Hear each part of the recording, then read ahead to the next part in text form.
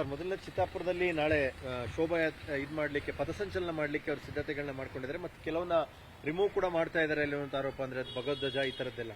ನೋಡಿ, RSS banner ಇರ್ಬೋದು, RSSನ ಧ್ವಜ ಇರ್ಬೋದು, ಅಥವಾ RSSನ ಪಥಸಂಚಲನ ಇರ್ಬೋದು, ಪರ್ಮಿಷನ್ ತಗೊಳ್ಳಿ ಅಂತ ಕೇಳಿದ್ರು. ಪರ್ಮಿಷನ್ ತಗೊಂಡಿದ್ದಾರ? ಈಗ ಉದಾಹರಣೆಗೆ ಮೊದಲೇ ಬಾರಿ ನಾನು ಸಚಿವನಾಗಿ ನಾನು ಹೋದಾಗ ನಮ್ಮ ಪಕ್ಷದವರೇ ಎಲ್ಲ ಕಡೆ ನಂದು ಪೋಸ್ಟರು ಬ್ಯಾನರ್ ಹಾಕಿದ್ರು. ಕಾರ್ಪೊರೇಷನ್ ಕಮಿಷನರ್ ನನಗೆ ಫೈನ್ ಹಾಕಿಲ್ವಾ? ನನಗೂ ಫೈನ್ ಹಾಕಿದ್ರು, ನಮ್ಮ ಪಕ್ಷಕ್ಕೂ ಫೈನ್ ಹಾಕಿದ್ರು. ಈಗಲೂ ಕೂಡ ಸಾಕಷ್ಟು ನಮ್ಮ ಕಾರ್ಯಕರ್ತರೆಲ್ಲ ಹುಟ್ಟದಬ್ಬಕ್ಕೆ ಏನಾದರೂ ಮಾಡಿದ್ರೆ ಕಾರ್ಪೊರೇಷನ್ ಕಮಿಷನರ್ ಫೈನ್ ಹಾಕ್ತಾರೆ ಅನಧಿಕೃತ ಬ್ಯಾನರ್ಗಳಿಗೆ. ಅನಧಿಕೃತ ಬ್ಯಾನರ್ಗಳಿಗೆ ತೆರವು ಮಾಡಿಸೋ ತಪ್ಪ ಹೇಳಿ? ಅದು ಯಾರದೇ ಇರ್ಬೋದು, ಫೈನ್ ಹಾಕ್ಲಿ. ಈಗ ಯಾರು ಮಾಡಿದಾರೆ ಅಂತ ಗುರುತಿಸ್ತೀವಿ, ಅವ್ರಿಗೆ ಫೈನ್ ಹಾಕ್ತೀವಿ. ಪರ್ಮಿಷನ್ ತಗೊಂಡು ಹಾಕ್ಲಿ, ಶುಲ್ಕ ಕಟ್ಟಲಿ ಕಾರ್ಪೊರೇಷನ್ಗೆ ಅಥವಾ ಮುನ್ಸಿಪಾಲ್ಟಿಗೆ. ತಾವೇ ನಾನು ನಿಮ್ಮ ಹತ್ರ ಕೇಳ್ತಾ ಇದ್ದೀನಿ, ಶುಲ್ಕ ಕಟ್ಟಲಾರ್ದೆ ನೀವು ಹಾಕ್ತಿರಲ್ಲ, ಇಸ್ ದಟ್ ಕರೆಕ್ಟ್ ಅಂತ? ಈಗ ಬಹಳಷ್ಟು ಕಡೆ ಅನಧಿಕೃತವಾಗಿ ಬಿಡ್ತಾರೆ, ಅದು ಮಾಡ್ತಾರೆ ಅಂತ ಹೇಳ್ಬೋದು. ಆ ಕಮಿಷನರ್ಗಳು ಜವಾಬ್ದಾರಿ ತಗೊಂಡು ಮಾಡಬೇಕು. There is a rule for it ಅಲ್ವಾ? ನಿರ್ಭೀತ, ನಿಷ್ಪಕ್ಷಪಾತ, ವಿಶ್ವಾಸಾರ್ಹ ಸುದ್ದಿಗಳಿಗೆ ಮತ್ತೊಂದು ಹೆಸರಾಗಿರೋ ನ್ಯೂಸ್ 18 ಕನ್ನಡ ಈಗ ಆಪ್ನಲ್ಲೂ ಲಭ್ಯ ಇದೆ. ದಯವಿಟ್ಟು ಇಲ್ಲಿರೋ QR ಕೋಡ್ ಅನ್ನ ಸ್ಕ್ಯಾನ್ ಮಾಡಿಕೊಂಡು ಆಪ್ ಡೌನ್ಲೋಡ್ ಮಾಡೋದಕ್ಕೆ ಮರಿಬೇಡಿ. ನಿಮ್ಮ ಬೆಂಬಲ ಹೀಗೆ ಸದಾ ನಮ್ಮೊಂದಿಗಿರಲಿ. ಧನ್ಯವಾದ. ಈಗ ಇವರು ಪಥಸಂಚಲನೆಗೆ ಏನು ನನಗೆ ಮಾಹಿತಿ ಪ್ರಕಾರ ಅವರು ಪರ್ಮಿಷನ್ ಕೇಳಿಲ್ಲ. ಇನ್ನ ಅವರು ಮಾಹಿತಿಯನ್ನ ನೀಡಿದ್ದಾರೆ.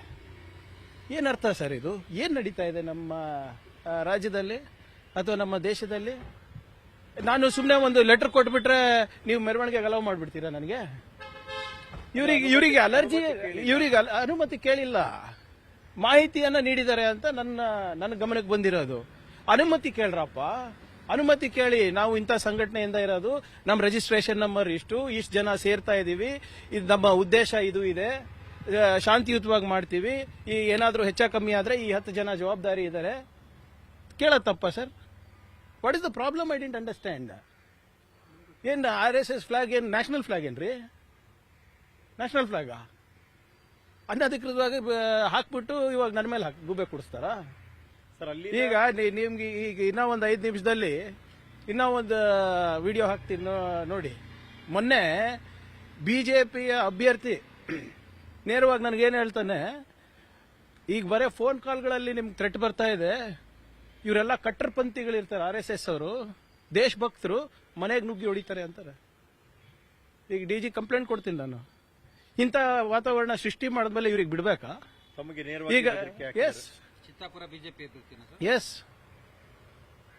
ಆಮೇಲೆ ಇದು ಯಾರು ಸೃಷ್ಟಿ ಮಾಡ್ತಾ ಇರೋ ಸರ್ ಇಂಥ ವಾತಾವರಣ? ಕಾನೂನನ್ನ ಪಾಲನೆ ಮಾಡುವಂತೆ ಇವ್ರಿಗೆ ಇಷ್ಟು ಬೇಸರನ? ಏನಕ್ಕೆ? Why can't they follow rules like any other organisation?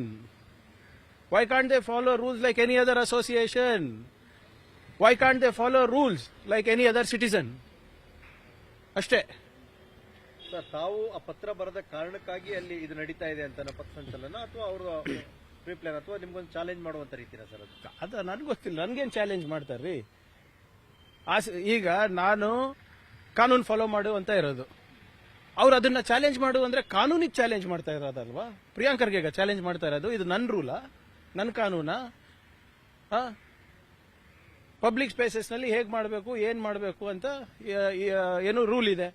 ಈಗ ಇವ್ರು ನೋಡ್ಕೊಂಡು ಇನ್ನ 10 ಜನ ಮುಂದೆ ಬರ್ತಾರೆ, ಅವಾಗ ಯಾರು ಜವಾಬ್ದಾರಿ? Who is responsible for law and order? Government ಅಲ್ವಾ? ಈಗ ಇವರೆಲ್ಲ ಬೆದರಿಕೆ ಹಾಕ್ತಾರೆ, ಅಭ್ಯರ್ಥಿಗಳು, ಬಿಜೆಪಿ ಅಧಿಕೃತ ಅಭ್ಯರ್ಥಿಗಳು ಬೆದರಿಕೆ ಹಾಕ್ತಾರೆ, ಜನ ಸುಮ್ಮನಿರ್ತಾರ sir? I am also elected representative. ನನಗೂ ಒಂದು 50,000 ಜನ ಮತ ಕಳಿಸಿರೋದು. ಏನೋ ಹುಡುಗ ಮಾಡ್ತಾನೆ ಡೆವಲಪ್ಮೆಂಟ್ ಅಂತ. ನೀವು ಅದ ಬಾಯಿಗೆ ಬಂದಂಗೆ ಮಾತಾಡ್ತೀರಾ, ಹೇಳ್ತೀರಾ ಅಂದ್ರೆ, ಆಮೇಲೆ ಕಾನೂನು ಫಾಲೋ ಮಾಡ್ರಪ್ಪ ಅಂತ ಕೈ ಜೋಡಿಸಿ ಕೇಳಿದ್ರು ಕೂಡ ನೀವು ಅದು ಚಾಲೆಂಜ್ ಆಗಿ ಸ್ವೀಕಾರ ಮಾಡಿಬಿಟ್ಟು ಕಾನೂನು ಬಾಹಿರವಾಗಿ ಮಾಡ್ತೀರಾ ಅಂದ್ರೆ ನಾನು ಏನ್ ಮಾಡಬೇಕು? ನೀವೇ ನನಗೆ ಮಾರ್ಗದರ್ಶನ ನೀಡಿ. Let people decide. ನೀವು ನಮ್ಮ ಮಾಧ್ಯಮ ಸ್ನೇಹಿತರು, ನೀವು ಈ ವೃತ್ತಿನಲ್ಲಿ ಹಲವಾರು ದಶಕಗಳಿಂದ ಇದ್ದೀರಾ. ನಾನೇನ್ ಮಾಡಬೇಕು? ನೀವೇ ಮಾರ್ಗದರ್ಶನ ನೀಡಿ, ಕಾನೂನು ಫಾಲೋ ಮಾಡಿ. ನಿಮ್ಮ ಸಂಘಟನೆ ಎಲ್ಲಿ ರಿಜಿಸ್ಟ್ರೇಷನ್ ಆಗಿದೆ ಅದನ್ನ ಸರ್ಕಾರಕ್ಕೆ ತೋರಿಸಿ. ನಿಮ್ಮ ಈ ಪಥಸಂಚಲನದ ಉದ್ದೇಶ ಏನು? ಏನಾದರೂ ಹೆಚ್ಚ ಕಮ್ಮಿ ಆದ್ರೆ ಯಾರು ಜವಾಬ್ದಾರಿ? ಅಂತ ಎಲ್ಲರೂ ಹಿಂಬರ ಬರ್ಸ್ಕೋತಾರಲ್ಲ ಯಾವುದೇ ಇಂಥ ಕಾರ್ಯಕ್ರಮಕ್ಕೆ. ಇಷ್ಟು ವರ್ಷ ನಡೆದಿಲ್ಲ, ಇವಾಗೂ ನಡಿಬಾರ್ದು ಅಂದರೆ ಇಷ್ಟು ವರ್ಷ ಕೇಳಿಲ್ಲ ಅಪ್ಪ, ನಾವೇನೋ ನೀವು ಭಾಳ ಸುಸಂಸ್ಕೃತರು ಅನ್ಕೊಂಡಿದ್ವಿ. ಬಟ್ ಮೊನ್ನೆ ನೋಡಿದ್ರಲ್ಲ ನಿಮ್ಮ ಸಂಸ್ಕೃತಿಗಳೆಲ್ಲ, ನಿಮ್ಮ ಸಂಸ್ಕೃತಿ, ನಿಮ್ಮ ಭಾಷೆ, ನಿಮ್ಮ ನುಡಿ, ನಿಮ್ಮ ಪ್ರಚೋದನೆ, ಇದೆಲ್ಲ ನಾವು ನೋಡ್ತಾ ಇದ್ದೀವಿ, ಜನರು ನೋಡ್ತಾ ಇದ್ದಾರೆ. ಏನಿದೆ ಆಸ್ ಪರ್ ರೂಲ್ ಮಾಡಲಿ. ಇವತ್ತು ಬ್ಯಾನರ್ ತೆರವುಗೊಳಿಸಿದ್ದೀವಿ, ನಿಮ್ಮ ಬಾವುಟ ತೆರವುಗೊಳಿಸಿದ್ದೀವಿ, ಪರ್ಮಿಷನ್ ಇತ್ತ ತೋರಿಸ್ಬಿಡಿ. ಹಿಂಗೆ ಪ್ರಿಯಾಂಕರ್ಗೆ ನಿಮ್ಮ ಕ್ಷೇತ್ರದಲ್ಲಿ ನಾವು ಪರ್ಮಿಷನ್ ತಗೊಂಡಿದ್ವಿ, ಆ ಪರ್ಮಿಷನ್ ತದ್ವಿರುದ್ಧವಾಗಿ ಇವತ್ತು ನೀವು ತೆರವುಗೊಳಿಸಿದೆ ಸರ್ಕಾರ ಅಥವಾ ಮುನ್ಸಿಪಾಲಿಟಿ ಅವರು ತೆರವುಗೊಳಿಸಿದ್ದಾರೆ ಅಂತ ನೀವು ಹೇಳಿದ್ರೆ ನಾನು ಒಪ್ಪಕ್ತಾ ಇದ್ದೀನಿ. ಸುನಿಲ್ ಕುಮಾರ್ ಕಾರ್ಕಳ ಇವರೆಲ್ಲ ನಗರ ಪೊಲೀಸ್ ಆಯುಕ್ತರು ದೂರು ಕೊಟ್ಟಿದ್ದಾರೆ ಸರ್. ಕೇಶವ ಕೃಪ ಎದುರುಗಡೆ RSS ಕಾಂಗ್ರೆಸ್ ಕಾರ್ಯಕರ್ತರು ಪ್ರತಿಭಟನೆ ಮಾಡಿದ್ದಾರೆ. ಅದಕ್ಕೇನಾಯ್ತಂತ? ಅಲ್ಲೇ ಮೂಲ ಅಲ್ಲೇ ಅಲ್ವಾ? ಈಗ ಇವ್ರು ನನ್ನ ಮನೆ ಮುಂದೆ ಪ್ರತಿಭಟನೆ ಮಾಡ್ಬೋದು, ಇವರು ನನಗೆ ಬೆದರಿಕೆ ಹಾಕ್ಬೋದು. ಯಾಕೆ ಒಬ್ಬರನ್ನ ಬಿಜೆಪಿ ಲೀಡರ್ ಆ ಫೋನ್ ಕರೆ ಮಾಡಿದವನ ಬಗ್ಗೆ ಮಾತನಾಡಿದಾರ ಸರ್? ಒಬ್ಬನ ಇಲ್ಲ ಇದು ತಪ್ಪು, ಈಗ ಆಲ್ಮೋಸ್ಟ್ 3-4 ದಿನ ಆಯ್ತು ಅವ್ನ ಕರೆ ಬಂದು, ಇದು ತಪ್ಪು, ಇವ್ನು ಮಾಡಿದ್ ಸರಿ ಇಲ್ಲ, ಅವ್ನ ಪದ ಬಳಕೆ ಸರಿ ಇಲ್ಲ, ಇದು ನಮ್ಮ ಸಂಸ್ಕೃತಿ ಅಲ್ಲ ಅಂತ ಒಬ್ಬರನ್ನ ಅವನಿಗೆ ಬೈದಿದಾರ? ಉಲ್ಟಾ ನನಗೆ ಬೈತಾ ಇದ್ದಾರೆ. ನನಗೇನಾದ್ರೂ ಆದ್ರೆ ಪ್ರಿಯಾಂಕರ್ಗೆ ಜವಾಬ್ದಾರಿ ಅಂದ್ಬಿಟ್ಟು ಹೇಳ್ತಾ ಇದ್ದಾರೆ. ಏನ್ ಆರೋಪ ಮಾಡಿದ್ದಾರೆ ಸರ್. ನಂಗೇನಾದ್ರೂ ಜೀವ ತೊಂದರೆ ಆದ್ರೆ ಪ್ರಿಯಾಂಕರ್ಗೆ ನೇರ ಹೊಣೆ. ಬೆಂಗಾವಲು ವಾಹನ ಹಿಂಪಡೆದಿರೋದ್ರಿಂದ ಪ್ರಿಯಾಂಕರ್. ನೋಡಿ, ಒಂದನೇದು ಅವ್ರಿಗೆ ಅವಿವೇಕತನದ ಪರಮಾವಧಿ ಅಂದ್ರೆ ನಾರಾಯಣ ಸ್ವಾಮಿ ಚೆಲುವಾದಿ, ಆಯ್ತಾ? ನಾಯಿಯೇ ನಾರಾಯಣ, ನನ್ನ ಹೆಸರು ನಾರಾಯಣ ಸ್ವಾಮಿ ಅಂತ ಅವರೇ ತಾನೇ ಹೇಳಿದ್ದು. ಅವ್ರ ಬಗ್ಗೆ ಅವ್ರಿಗೆ ಗೌರವ ಇಲ್ಲ ಅಂದ್ರೆ ನನಗೆ ಯಾಕಿರ್ತದೆ ಬಿಡಿ. ಅವ್ರ ಆಟಕ್ಕುಂಟು ಲೆಕ್ಕಕ್ಕಿಲ್ಲ, ಅವ್ರಿಗೆ ಇಟ್ಟಿರೋದೇ ನನಗೆ ಬೈಯಕ್ಕೆ. ನಾನು ಕೇಳಿರೋ ಪ್ರಶ್ನೆಗೆ ಏನಾದರೂ ಉತ್ತರ ಇದೆಯಾ ಬಿಜೆಪಿಯವ್ರ ಹತ್ರ? ಈಗ ವಿತೌಟ್ ಪರ್ಮಿಷನ್ ಯಾಕೆ ಹಾಕಿದ್ರು ಅದು ಹೇಳಿ ಫಸ್ಟ್, ಅದಾದ್ಮೇಲೆ ಮಿಕ್ಕಿದ್ದು.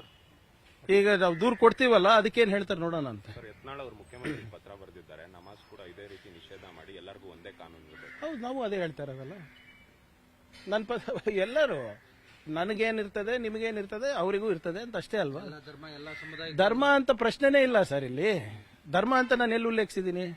ಇದು ಅನ್ವಯ ಆಗೋದು. ಎಲ್ಲರೂ ಸಂಘಟನೆ, ಸಂಘ ಸಂಸ್ಥೆಗಳು, Congress party, BJP party, RSS, PFI, HDPI, AAP, DSS ಎಲ್ಲಾನು every everybody is ready to follow the rules except some people. ಯಾಕೆ? Thank you. ನಿನ್ನೆ ರಾತ್ರಿ DK ಶಿವಕುಮಾರ್ ಅವರು AICC ಅಧ್ಯಕ್ಷನ ಭೇಟಿ ಮಾಡಿದ್ರೆ ಒಂದ್ ಕಡೆ ಇಲ್ಲ ಒಂದ್ ಕಡೆ ಕ್ಯಾಬಿನೆಟ್ ರೀಶಫಲ್. ಅಯ್ಯೋ ಇಲ್ಲ ಸರ್, PCC ಅಧ್ಯಕ್ಷರು ACC ಅಧ್ಯಕ್ಷರಿಗೆ ಭೇಟಿ ಆಗಿಲ್ಲ ಅಂದ್ರೆ ಮೋಹನ್ ಭಗವತ್ ಭೇಟಿ ಆಗ್ತಾರೆ? ನೀವೇ ಹೇಳಿ. ಸರ್, DCM ಅವರು ಭೇಟಿ ಆಗಿದ್ದಾರೆ. DCM ಇರ್ಬೋದು, ಸಂಪುಟದ ಯಾವುದೇ ಸಚಿವರು ಇರ್ಬೋದು, ಶಾಸಕರು ಇರ್ಬೋದು, ಕಾಂಗ್ರೆಸ್ ಅಧ್ಯಕ್ಷರಿಗೆ ಭೇಟಿ ಆಗಿಲ್ಲ ಅಂದ್ರೆ ಮೋಹನ್ ಭಗವತ್ ಅವರಿಗೆ ಭೇಟಿ ಆಗ್ತಾರೆ? ನಮ್ಮ ಅಧ್ಯಕ್ಷರಿಗೆ ನಾವೇ ಭೇಟಿ ಆಗಿಲ್ಲ ಅಂದ್ರೆ ಈಗ ನಾಳೆ ನಾನು ಹೇಳ್ತಾ ಇದ್ದೀನಲ್ಲ, ನಮ್ಮ ಖರ್ಗೆ ಸಾಹೇಬ್ರಿಗೆ ಭೇಟಿ ಆಗಿ ಬಂದ್ರು ನೀವು ಹೇಳ್ತೀರಿ ನಾನು ಏನೋ ಕ್ಯಾಬಿನೆಟ್ ರಿಶಫಲಿಗೆ ಹೋಗಿದೆ ಅಂತ. ತಂದೆಯವ್ರ ಹತ್ರ ಮಾತಾಡ್ಕೊಂಡು ಬಂದ್ರು ಕೂಡ. ಪರಿಸ್ಥಿತಿ ಇರೋದ್ರಿಂದ ನಿನ್ನೆ ಭೇಟಿ ಮಹತ್ವ ಇದೆ ನೋಡಿ. ಬಂದಾಗೆಲ್ಲ ಖರ್ಗೆ ಸಾಹೇಬ್ರು ಬೆಂಗಳೂರಿನಲ್ಲಿ ಇದ್ದಾಗೆಲ್ಲ PCC ಅಧ್ಯಕ್ಷರಾಗಿ ಅವ್ರು ಭೇಟಿ ಆಗ್ತಾರೆ, ಯಾವಾಗ್ಲೂ ಅಷ್ಟೇ, ಈಗಲೂ ಅಷ್ಟೇ ಮಾಡಿದ್ದಾರೆ. Thank you. ನಿರ್ಭೀತ, ನಿಷ್ಪಕ್ಷಪಾತ, ವಿಶ್ವಾಸಾರ್ಹ ಸುದ್ದಿಗಳಿಗೆ ಮತ್ತೊಂದು ಹೆಸರಾಗಿರುವಂತ News18 ಕನ್ನಡ ಈಗ ಆಪ್ನಲ್ಲೂ ಲಭ್ಯವಿದೆ. ದಯವಿಟ್ಟು ಇಲ್ಲಿರುವಂತ QR ಕೋಡ್ ಸ್ಕ್ಯಾನ್ ಮಾಡಿಕೊಂಡು ಆಪ್ ಡೌನ್ಲೋಡ್ ಮಾಡೋದಕ್ಕೆ ಮರಿಬೇಡಿ. ನಿಮ್ಮ ಬೆಂಬಲ ಹೀಗೆ ಸದಾ ನಮ್ಮೊಂದಿಗಿರಲಿ. ಧನ್ಯವಾದ.